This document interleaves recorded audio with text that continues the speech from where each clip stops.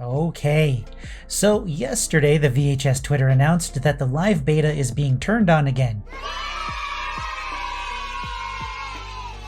So today we're going to look at the patch notes they revealed and talk about some of my favorite bits and how those changes are going to impact the game when the beta testers get in and when early access eventually comes after that.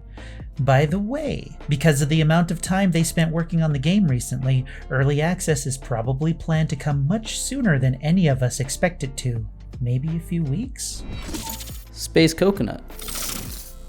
Do you like to do stuff in your games? Well, lucky for you, they created the Forgotten Films, a procedurally generated system of challenges designed to continually give you challenges for rewards and things to do after you've completed a character's classic movie trilogy. In the spirit of creating fun challenges, they've made some of the more troublesome challenges more fun to accomplish by taking out some of their more bothersome requirements.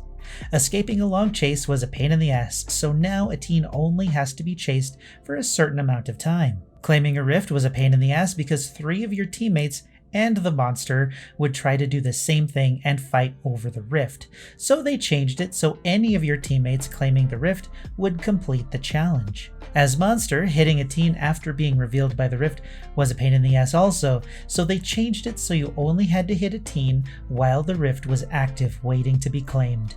They added something called the Super Rift that is aimed at reducing the time players are stuck in a stalemate where no player can progress the match. Monsters will instantly become enraged, and the teens' auras will be revealed if they claim the Super Rift, and if the teens claim their Super Rift, monsters will instantly lose a stigma. How this mechanic feels to play will be a matter of discussion later when more people get to experience it. Okay, so I played a few matches once I got my key as I was writing this, and out of the 4 matches I played, the Super Rift never popped up, so it might become a thing once more people become better at avoiding the monster. The biggest change for me is the change in the audio spatialization algorithm to improve positional tracking of sound sources. This was the biggest problem I had in the game, to track teens after I had just hit them with an attack, so it's really nice that this was adjusted. After playing those matches, I didn't have any issues tracking teens through passages on the hotel and the facility. Thankfully, I never ended up on the high school. But the reason I can tell is that while I was playing, I didn't get frustrated because I couldn't figure out where they were running to. I could track them, I could follow them much easier than I used to. It felt really good, and I'm really excited to play more. The hit counter next to the names is an interesting addition. If you want to play so everyone has fun, you can pick the targets that have been hit the least number of times. And if you want to tunnel someone out of the game, you can pick the teen with the most hits on them and make sure they go down. I really haven't counted the hits or anything, but it might be around 4 to 6 hits before a teen can be taken out of the match. So hit them twice if you can when they already have 4 hits on them if you want to take them out. Choppy bars heal over time, 8 seconds, rather than instantly now. I'm not absolutely sure how impactful this will be, but it does add a bit of tension to using it at the right time. The curse station sound changed, which is amazing. The soft bell tones compared to the sharp ones it used to have is wonderful, and the goat is going to become a beloved character in the game. Goat fan art incoming. Imagine Wart cuddling with a goat. The Book of the Dead lockbox now has a shimmer which helps you find it, and once you ping it, it stays outlined for everyone else permanently, making it much easier for your team to get to if they need to. The crossbeam was changed to have a travel time rather than an instant effect across its entire range. It'll make it more interesting to use, as well as require a little more thought to its use. The rest of the weapon mods all had their values adjusted, mostly reduced, but I don't think their effect is really going to impact normal gameplay that much. They might feel more fair to the monster and more nuanced to use as a teen, but I guess we'll have to find out after some testing, won't we? Monster perks have had similar changes made, mostly value reductions that may or may not really affect gameplay.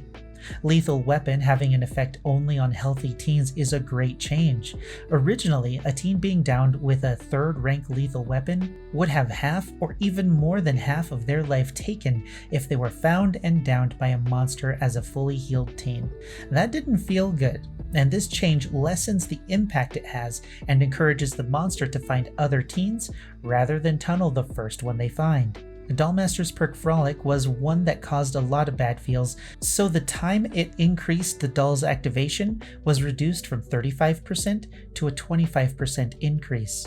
I'm not sure what that translates to in seconds, but it should give teen players more time to escape a doll. Make them have to at least endure a chase in less time? They'll be chased less? Something like that. They don't have to deal with the doll as long, so that's good. The aggressive teleport reduces the teleport cooldown to 13 seconds. I think it used to reduce it to 0 seconds, so once again, it's made to allow teens to find a way to escape, which is always good. But the changes I care about most are mainly on the werewolf. They made her abilities have a little bit of a delay, so a teen will have more time to escape compared to feeling like they have no escape once the wolf finds them. Berserk has a 3-second delay. The cowering from the howl was reduced by 0.2 seconds, and I'm not sure how big of a difference that's actually going to make though. The thunder mutation, which used to stun you a bit, making it feel like ass, now deafens teens for 4.5 seconds and increases the cooldown time for howl, which probably makes it much more spooky to be affected by it. Wart's bombshell mutation still doesn't sound great now that the cooldown is increased rather than increasing activation time. A wider shockwave still might be less impactful than throttle. And talking about my favorite mutation, throttle now has a longer activation time, making it a little more dangerous to use in aggressive leap plays against armed teens, which is probably the most fun to use his leap ability in the first place. The rest is a list of bug fixes which may or may not be a big deal.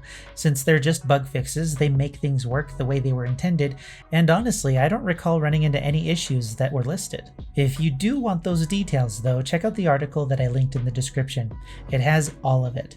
So those are the changes that I thought were a big deal, and now we get to dive into the game again and really find out how they've affected gameplay. I'll be playing and streaming VHS on a more regular schedule now that it's back, so stay tuned for those times in future videos once I get the things settled. The plain gameplay I promised will be uploaded to the second channel, so if you want to see simple gameplay, that's where it'll be. Videos here will be for both Magic the Gathering and VHS discussions. Or I guess I should say Video Horror Society discussions, shouldn't I?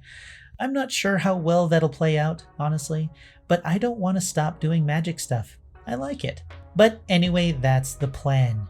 If you're watching this, I'll probably be streaming on Twitch, so swing by and let me know that you watched the video and what you thought. We can probably chat about a few things if you like. So as usual, like the video if you liked the video, dislike it if you disliked it, and until next time, I'm Space Coconut, and you're welcome.